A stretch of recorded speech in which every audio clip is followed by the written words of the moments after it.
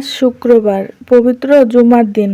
আজ যে কোনো সময় একটি আমল আপনি করতে পারলে আল্লাহ এত বেশি খুশি হয়ে যাবে, আপনার জীবনে সমস্ত গুনাহগুলো আল্লাহ ক্ষমা করে আপনাকে শিশুর মতো নিষ্পাপ করে দিবে। আল্লাহ আকবার। ২ নাম্বারে, আল্লাহ পরিবার সংসার থেকে যত অভাব অনটন আছে আল্লাহ সমস্ত অভাব অনটনগুলো দূর করে দিবে। রিজিকের সমস্ত বাধাগুলো আল্লাহ কেটে দিবে। আপনারা ধনী হবেন। ৩ নাম্বারে, আপনার জীবন থেকে এবং পরিবার সংসারের সবার বিপদ আপদ, বালা মুসিবত, দুঃখ কষ্টগুলো আল্লাহ দূর করে দিবে। ৪ নাম্বারে, আল্লাহ বৃষ্টির মতো রহমত নাজিল করবে এই আমলটি করলে। ৫ নাম্বারে, নবীজি বলেছেন, ও আমার উম্মতেরা, তোমরা এই আমলটি করে এই দোয়াগুলো পড়ে আল্লাহর কাছে চাও। কি চাইবা?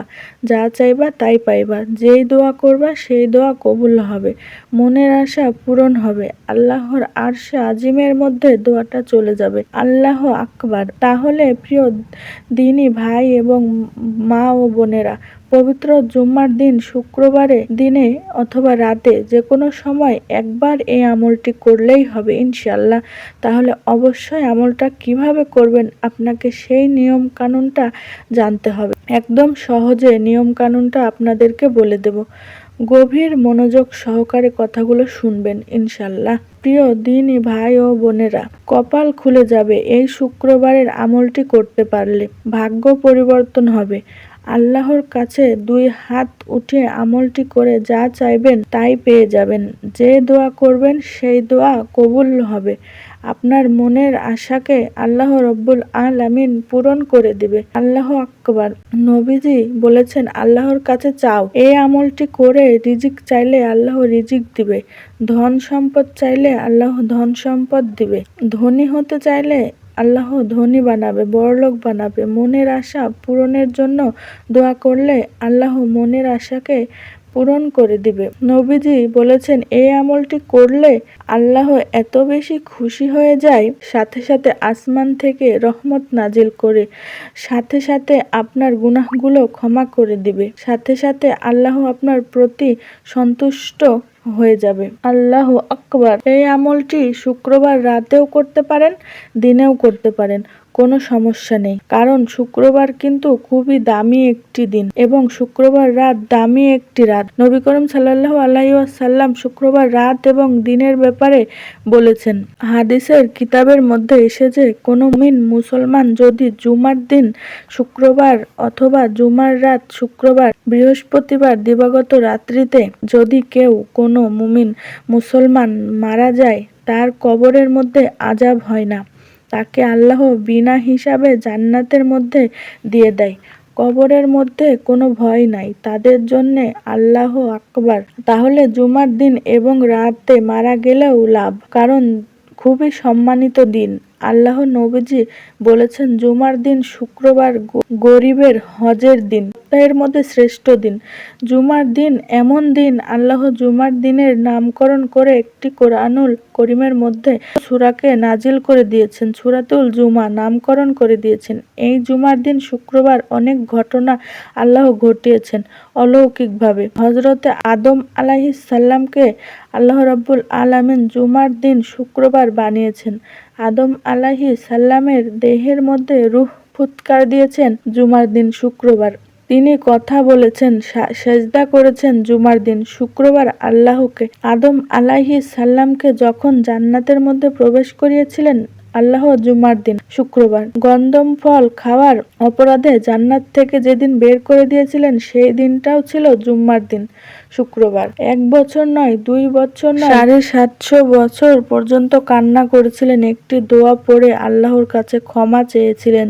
যেদিন আল্লাহ রব্বুল আলামিন ৭৫০ বছর পরে আল্লাহ ক্ষমা করে দিয়েছিলেন সেই দিনটাও ছিল জুমার দিন শুক্রবার। কোন দোয়াটি পড়ে আল্লাহর কাছে ক্ষমা চেয়েছিল হযরত আদম আলাইহিস সালাম?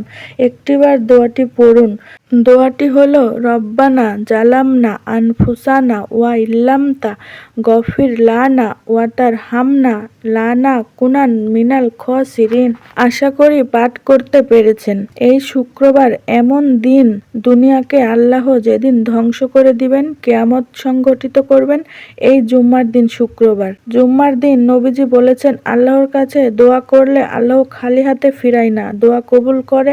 তাহলে চলুন আমি আপনাদেরকে সহজ আমলটির কথা বলে দিচ্ছি। আপনি আমলটি কিভাবে করবেন, একদম সহজ আমলটি।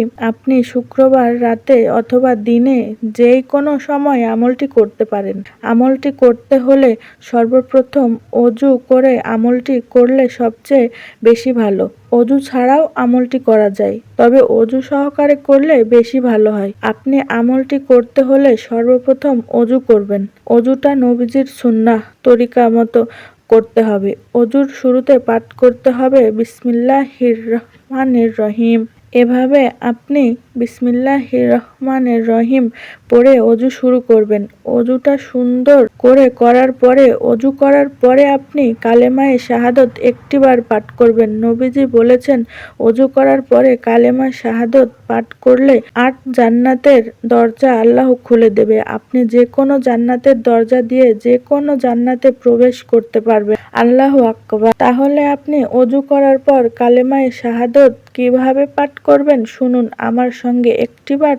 আশহাদু আল্লাহ ইলাহা ইল্লাল্লাহু ওয়াহদাহু লা শারিকা লাহু ওয়া আশহাদু আন্না মুহাম্মাদান আবদুহু ওয়া রাসূলুহু। এভাবে আপনি কালেমায়ে শাহাদত পাঠ করবেন। যদি পারেন, না পারলেও সমস্যা নেই। তাহলে আপনি পবিত্র একটি জায়গার মধ্যে বসে যাবেন আমলটি করার জন্যে। ১ নাম্বারে আপনি নবীজির প্রেম ভালোবাসা মনের মধ্যে নিয়ে দরুদ শরীফ পাঠ করবেন। এই দরুদ শরীফ পাঠ করবেন আপনি কমপক্ষে ২১ বার। ২১ বার আপনি এই দরুদ শরীফটা পাঠ করবেন ২১ বার। আপনাদেরকে যেই দোয়াগুলো কথা আমি বলে দিচ্ছি, প্রত্যেকটি দোয়া আপনি ২১ বার করে পাঠ করবেন। ১ নাম্বার দরুদ শরীফ ২১ বার পাঠ করবেন। আল্লাহর নবীজি বলেছেন, ২১ বার দরুদ শরীফ পাঠ করলে আল্লাহ রব্বুল আলামিন আপনার উপরে সাথে সাথে ২০০-এরও বেশি রহমত আল্লাহ রব্বুল আলামিন নাজিল করবে।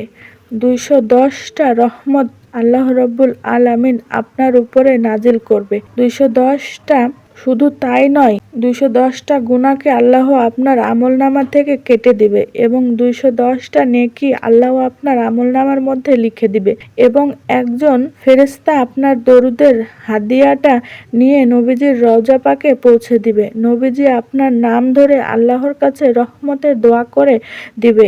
আল্লাহু আকবার। নবীজি খুশি হয়ে যাবে। তাহলে আপনি ১ নাম্বারে ২১ বার দরুদ শরীফ পাঠ করবেন। কোন দরুদ শরীফটা পাঠ করবেন শুনুন। আপনি যে কোনো দরুদ শরীফ পাঠ করতে পারেন, সমস্যা নেই। তবে একটা দরুদ শরীফ আপনি একদম সহজে পাঠ করতে পারেন ২১ বার। আমার সঙ্গে সঙ্গে দরুদ শরীফটা পড়ুন। ২১ বার পড়বেন, এইভাবে পড়বেন, সাল্লাল্লাহু আলাইহি ওয়াসাল্লাম, সাল্লাল্লাহু আলাইহি ওয়াসাল্লাম, সাল্লাল্লাহু আলাইহি ওয়াসাল্লাম। এভাবে আপনি দরুদ শরীফ প্রথমে পাঠ করবেন ২১ বার।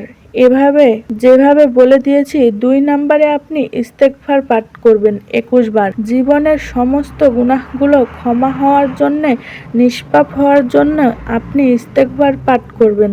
আল্লাহ রব্বুল আলামিন বলেছেন, আপনি যদি ইস্তেগফার পাঠ করতে পারেন, ১ নাম্বারে আল্লাহ তাআলা আপনার জীবনের গুনাহগুলো ক্ষমা করে দিবে। ২ নাম্বারে আল্লাহ রব্বুল আলামিন আপনাদের অভাব অনটন দূর করে দিবে, ধনী বানাবে, রিজিক দিবে, ধন সম্পদ দিবে। ৩ নাম্বারে আল্লাহ আপনাদেরকে নেক সন্তান দান করবে। ৪ নাম্বারে আল্লাহ রব্বুল আলামিন আপনাকে জান্নাতে প্রবেশ করাবে। ৫ নাম্বারে জান্নাতের নহর থেকে আল্লাহ আপনাকে শরবত পান করাবে। সকলে বলি সুবহানাল্লাহ, আল্লাহু আকবার।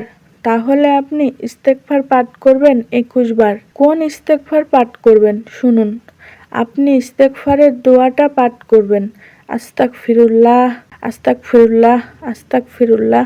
এভাবে ইস্তেগফার ২১ বার পর্যন্ত পাঠ করবেন। ২১ বার ইস্তেগফার পাঠ করবেন, আস্তাগফিরুল্লাহ, আস্তাগফিরুল্লাহ, আস্তাগফিরুল্লাহ। ৩ নাম্বারে ছোট এই আল্লাহ রব্বুল আলামিনের নামটি আপনি ২১ বার পাঠ করবেন। ইয়া জাল জালালি ওয়াল ইকরম, ইয়া জাল জালালি ওয়াল ইকরম। আবারও পড়ুন, ইয়া জাল জালালি ওয়াল ইকরম। ২১ বার পড়বেন। ৪ নাম্বারে লা হাওলা ওয়ালা কুওয়াতা ইল্লা বিল্লাহ আপনি ২১ বার পাঠ করবেন। লা হাওলা ওয়ালা কুওয়াতা ইল্লা বিল্লাহ, লা হাওলা ওয়ালা কুওয়াতা ইল্লা বিল্লাহ। এভাবে আপনি ২১ বার পর্যন্ত পাঠ করবেন। ৫ নাম্বারে আপনি দোয়া ইউনুস পাঠ করবেন ২১ বার। আল্লাহ বিপদ আপদ বালা মুসিবত দুঃখ কষ্টগুলো আল্লাহ দূর করে দিবেন। আপনি দোয়া ইউনুস ২১ বার পাঠ করবেন এভাবে, লা ইলাহা ইল্লা আনতা সুবহানাকা ইন্নী কুনতু মিনাজ জালিমিন। এ দোয়া ইউনুসটা ইউনুস নবী মাছের পেটে পড়ে মাছের পেটের মধ্যে গিয়ে সমুদ্রের নিচে চলে গিয়েছিল। মুসা নবী দোয়াটি পাঠ করেছিল, আল্লাহ মাছের পেট থেকে উদ্ধার করেছে। আল্লাহু আকবার। এই দোয়া আবারও বলে দিচ্ছি, লা ইলাহা ইল্লা আনতা সুবহানাকা ইন্নী কুনতু মিনাজ জালিমিন। এভাবে আপনি পাঠ করবেন ২১ বার। ৬ নাম্বারে আপনি এই তাসবিহটা পাঠ করবেন, সুবহানাল্লাহ, আলহামদুলিল্লাহ, লা ইলাহা ইল্লাল্লাহু, আল্লাহু আকবার। আবারও বলছি, সুবহানাল্লাহ, আলহামদুলিল্লাহ, লা ইলাহা ইল্লাল্লাহু, আল্লাহু আকবার। এই তাসবিহটা ২১ বার পাঠ করবেন। মানে প্রত্যেকটা তাসবিহ ২১ বার করে পাঠ করবেন। আমি আবারও বলে দিচ্ছি সংক্ষেপে। প্রথমে দরুদ শরীফ ২১ বার, সাল্লাল্লাহু আলাইহি ওয়াসাল্লাম। ২ নাম্বারে ইস্তেগফার ২১ বার। কোনটা? আস্তাগফিরুল্লাহ, আস্তাগফিরুল্লাহ, আস্তাগফিরুল্লাহ। এভাবে আপনি ইস্তেগফার পাঠ করবেন। ৩ নাম্বারে আপনি আল্লাহর এই নামটা পাঠ করবেন ২১ বার, ইয়া জাল জালালি ওয়াল ইকরম, ইয়া জাল জালালি ওয়াল ইকরম, ইয়া জাল জালালি ওয়াল ইকরম। ৪ নাম্বারে আপনি লা হাওলা ওয়ালা কুওয়াতা ইল্লা বিল্লাহ পাঠ করবেন ২১ বার। ৫ নাম্বারে দোয়া ইউনুস, লা ইলাহা ইল্লা আনতা সুবহানাকা ইন্নী কুনতু মিনাজ জালিমিন ২১ বার পাঠ করবেন। ৬ নাম্বারে আপনি সুবহানাল্লাহ, আলহামদুলিল্লাহ, লা ইলাহা ইল্লাল্লাহু, আল্লাহু আকবার ২১ বার পাঠ করবেন। তারপরে আপনি আল্লাহ রাব্বুল আলামিনের কাছে মোনাজাত করবেন এভাবে, আল্লাহুম্মা আমিন। মোনাজাত ধরে ৩ বার পড়বেন এটা, ইয়া জাল জালালি ওয়াল ইকরম, ইয়া জাল জালালি ওয়াল ইকরম, ইয়া জাল জালালি ওয়াল ইকরম। তারপর আল্লাহর কাছে আপনার কথাগুলো আপনি বলবেন।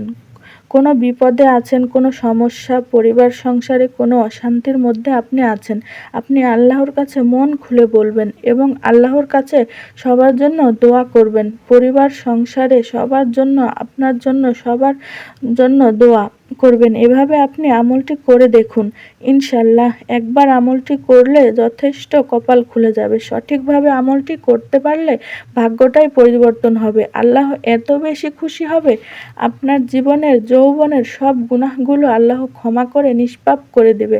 আল্লাহ আপনাদেরকে ভালো রাখুক, আপনাদের জীবনকে সুন্দর করুক, বিপদ আপদ দূর করুক।